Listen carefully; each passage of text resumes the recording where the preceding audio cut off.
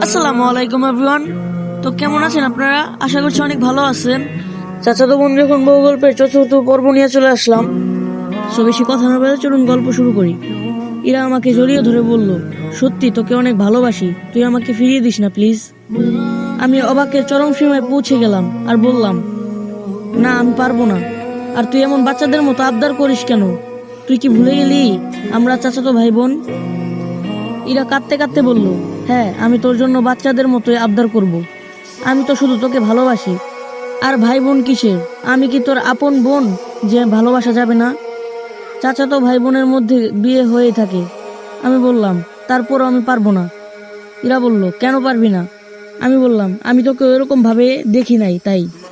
ইরা বলল, ভাবিস নাই, এখন থেকে ভাববি।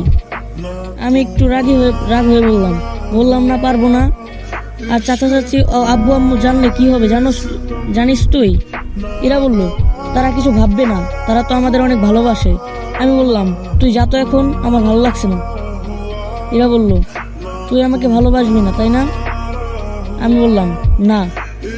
এরা বলল, সত্যি তো? আমি বললাম, হুম। এরা আমার কলার ধরে বলল, আমিও দেখে নিব তুই আমাকে কি করে ভালো না বাসিস। এই বলে চলে গেল। আর আমি ভাবছি, এটা কি হলো? ও আমাকে কবে থেকে এইসব ভাবা শুরু করলো?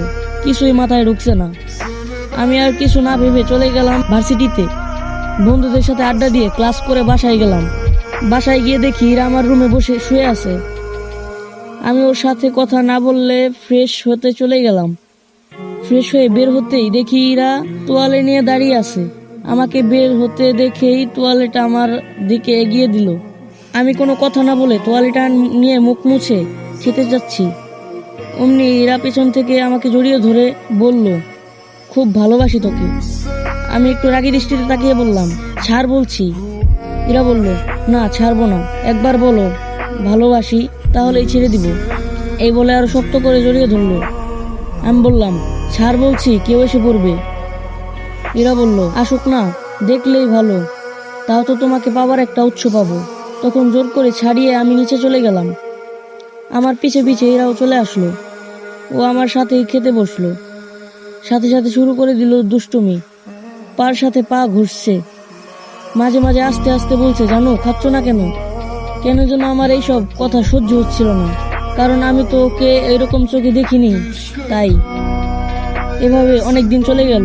এর মাঝে এরা আরো অনেক বেশি অধিকার দেখানোর চেষ্টা করেছে। কথায় কথায় জড়িয়ে ধরে। আর যখন দেখা হয় তখনই বলে ভালোবাসি। আমিও ওর এই পাগলামিগুলোকে ভালোবেসে ফেলেছি মনে হয়, এবং ওর প্রতি দুর্বল হয়ে পড়েছি। কিন্তু না, ছোট আম্মু ছোট আব্বুর মনে কষ্ট দিতে দিতে পারবো না। যেভাবেই হোক ইরার মাথা থেকে এসব ভূত নামাতে হবে। একদিন রাতে শুয়ে আছি, তখনই এরা আসলো। এসে আমার মাথার কাছে বসে আমার চুলগুলোতে হাত বুলাতে লাগলো। আমি বললাম, একজনের রুমে আসলে যে দরজায় টোকা দিতে হয় তা কি জানোস না? ইরা বলল, আমি কি অন্যের ঘরে গেছি? আমি তো আমার বরের কথাটা শেষ করার আগে আমি বললাম, থাক বলতে হবে না, কিসের জন্য আসছিস তাই বল। ইরা বলল, আমি কিসের জন্য আসি তুমি জানো না? আমি বললাম, না জানি না।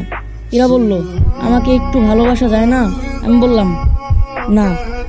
ইরা বলল, কেন, আমাকে কি তোমার ভালো লাগে না? আমি বললাম, না তা না, আমরা চাচাতো ভাই বোন এর জন্য। আর আমি একটা মেয়েকে ভালোবাসি। আমি কেউকে ভালোবাসি না, কিন্তু ওকে বললাম কারণ ও যেন আমাকে ভালোবাসি ভালোবাসি না বলে। কিন্তু এ তো আরো রেগে গেল। আর যেটা ভাবলাম সেটা হলো না, তার বিপরীত দিকে গেল।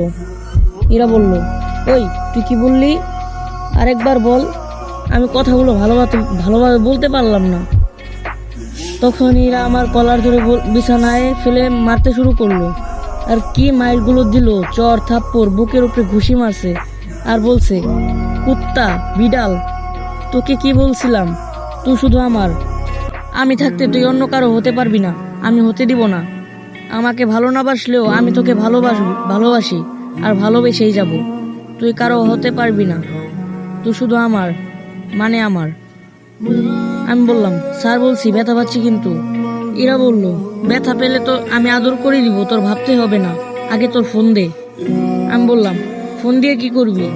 ইরা বলল, ফোন দিতে বলছি কিন্তু। আমি আর কথা না বলে ফোনটা দিয়ে দিলাম। কারণ যেরকম মাইর দিচ্ছে এরকম আর কিছুক্ষণ মাইর দিলে আমাকে আর খুঁজে পাওয়া যাবে না।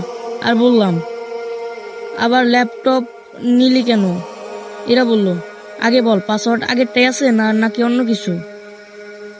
আমি বললাম বাট কেন? এরা বলল, আজকে এই দুটো আমার কাছে থাকবে। আমি বললাম, কিন্তু কেন? এরা বলল, আমি দেখবো তুই কাকে কাকে ভালোবাসিস, কে তোকে ফোন দেয় আর কাকে মেসেজ দিস তুই। এই বলে এরা ফোন আর ল্যাপটপ নিয়ে চলে গেল। আর আমি শুয়ে আছি আর ভাবছি, আমার ফোনে তো কোনো মেয়ে ফোন দিবে না, দিলে আমার ফ্রেন্ডরা দিতে পারে, কিন্তু ওরা যদি ফোন দেয় তাহলে এরা কি না কি ভেবে বসে। আর আমি ভেবেছিলাম এরাকে মিথ্যা বলে ওর কাছ থেকে বেঁচে যাব, তা তো হলোই না, উল্টো সে বলে আমাকে ছাড়বেই না। এসব ভাবতে ভাবতে কখন যে ঘুমিয়ে পড়েছি খেয়ালই করিনি। আর ওদিকে এরা ভাবছে, শুধু একটা বার কেউ ফোন করুক, তারপর কুত্তাকে বোঝাবো অন্য মেয়েদের ভালোবাসার সাহস কিভাবে পেল। এরা একা একা কথা বলছে আর চোখ দিয়ে অজর ধারার বৃষ্টি পড়ছে, কারণ এই মেয়ে সত্যি অনেক ভালোবাসে রাতুলকে। এরা মনে মনে বলল, এই মেয়েগুলোকে তো আমি সেদিন আনফ্রেন্ড করে দিলাম, তাহলে আবার ফ্রেন্ড রিকোয়েস্ট পাঠিয়েছে, তাই না? তোকে আজকে মেরেই ফেলবো। এরা আবার সেই মেয়েগুলোকে আনফ্রেন্ড করে দিল আর মেসেজ চেক করতে করতে লাগলো কার সাথে কি কথা বলেছি সেগুলো, কিন্তু কোনো মতেই খুঁজে পেল না আর সেই রকম কোনো মেসেজ। এগুলো হয়তো ওর ফ্রেন্ড হবে, এগুলো ভেবে মোবাইলটা রেখে দিল। এরা মনে মনে বলল, না আর মনে হয় কেউ ফোন দিবে না, ফোন দিলে হয়তো এতক্ষণে দিত, মনে হয় মিথ্যা বলেছে আমাকে। এসব ভাবতে ভাবতে এরাও ঘুমিয়ে পড়ল।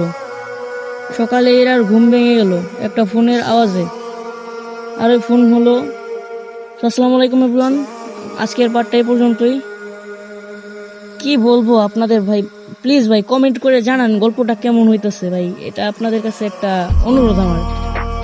একটা কমেন্ট একটা লাইক দেখলে ভিডিও বানানোর আগ্রহ বাড়ে। সো প্লিজ কমেন্ট করে জানাবেন গল্পটা কেমন হচ্ছে। আর গল্প এটা ছাড়া অনেকটি গল্প আছে, যদি এটা আপনাদের ভালো না লাগে সো কন্টিনিউ করবো না, আপনারা বলেন কমেন্টে।